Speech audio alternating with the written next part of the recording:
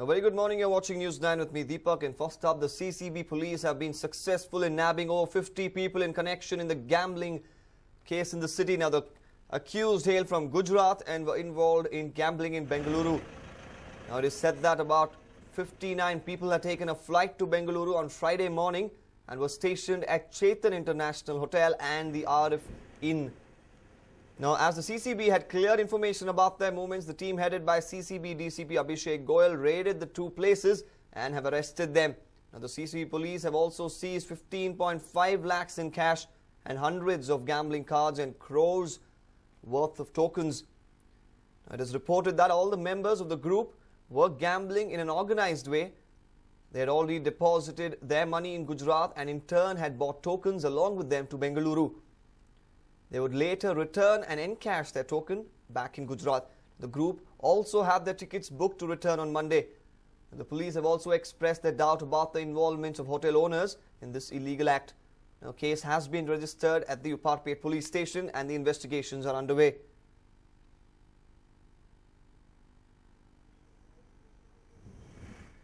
Now, as you see the visuals on your screen, this was before the raid took place, a well-organized raid which was conducted by the CCB police, and of course the gambling even more organized in this particular case. This is not your regular form of gambling where just with the cards, tokens being used, another form of casino type of gambling being used in this particular place. As you see, these are the visuals before the raid was conducted in the particular place. You can clearly see cards and tokens on the screens. These tokens would then be redeemed for money when all these alleged businessmen would head back to Gujarat. Now, the police were tipped off after a flight which was carrying about 50 people from Gujarat, and all of them being high-end businessmen were to come to Bengaluru. The police had already information that a bunch of high-end gamblers would, high-end people who would come down to the city to gamble. They already had information in this regard and then contacted the Bengaluru International Airport, who then tipped them off in this regard.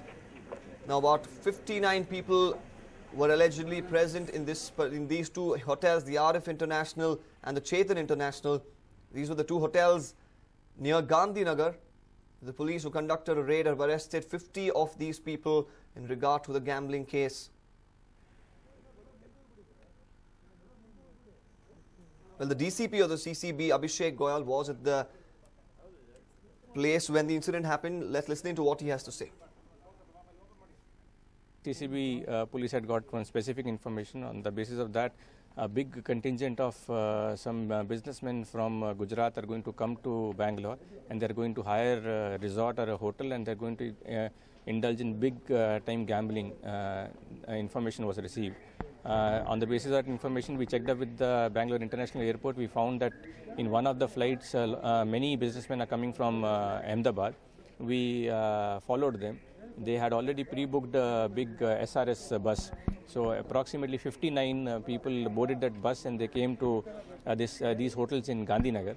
We followed them.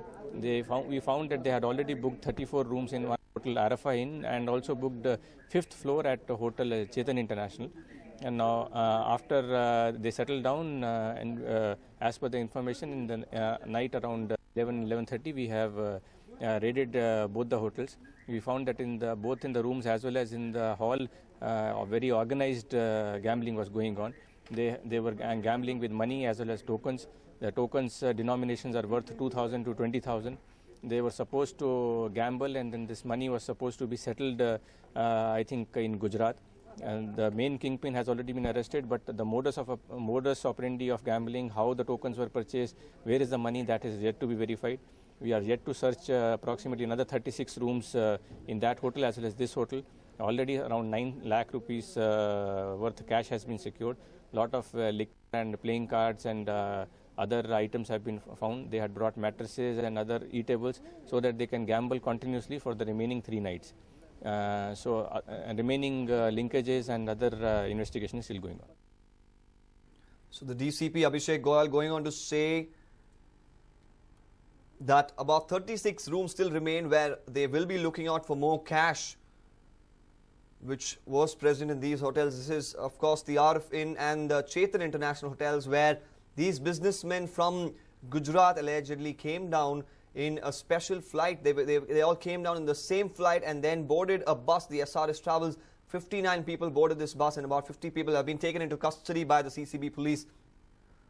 As you see, a very well-organized form of gambling taking place in the city, and the CCB doing a great job in nabbing these people who are involved in this particular racket of gambling.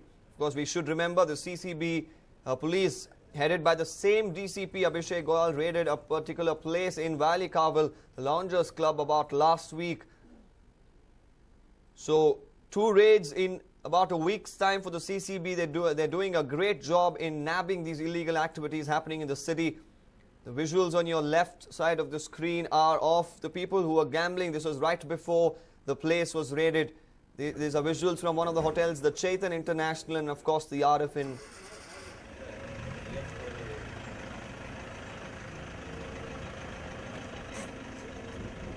Now, case has been registered at the Uparpet police station and investigations are underway. They're still on lookout for more money and to actually decipher how exactly the businessmen intended on transacting with the tokens.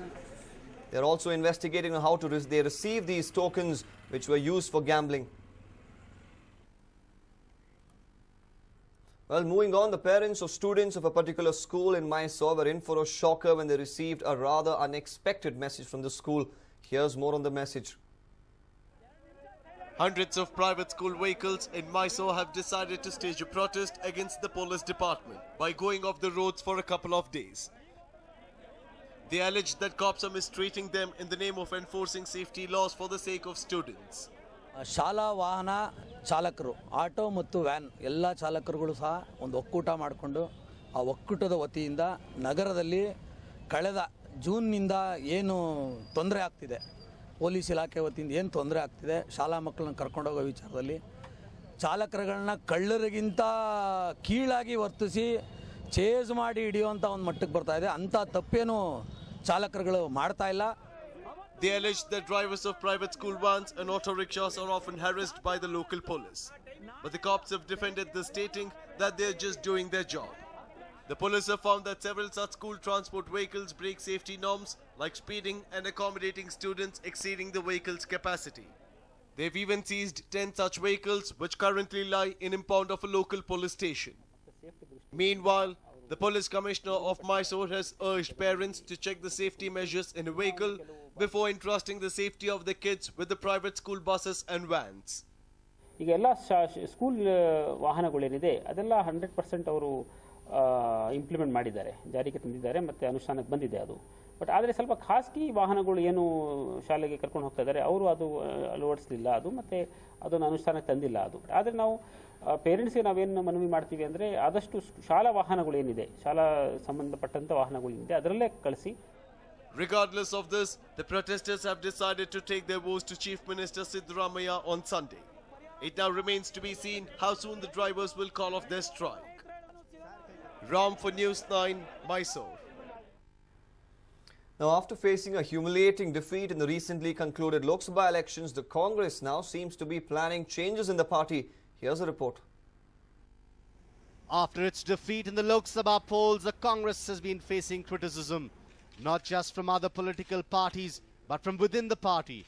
A few party leaders also raised questions on Vice President Rahul Gandhi's leadership, but the party is not ready to take action against these leaders.